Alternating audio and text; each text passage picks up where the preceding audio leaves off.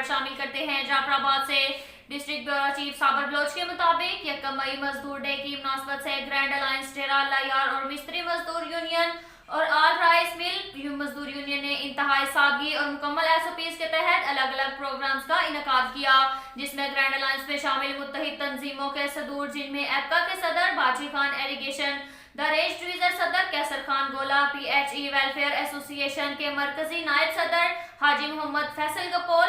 Paramedical صدر ریاض احمد گولا، technical draws مین general secretary محمد رفیق پندرانی، filter plant general secretary غوث بخش لاشاری اور دیگر ملازمین نے پروگرام میں شرکت کی، جبکہ مزدور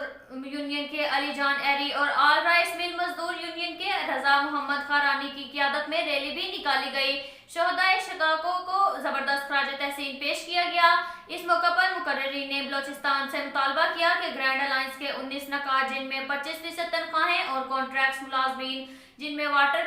filter plant operator, global teachers ملازمین کے جو جائز مطالبات ہیں، ان پر فوری طور پر عمل کیا جائے۔ اب تک کے لیے اتنا ہی کافی ہے، ملتے ہیں اگلے بلیٹن میں، ہمارے ساتھ رہیے گا، اللہ حافظ۔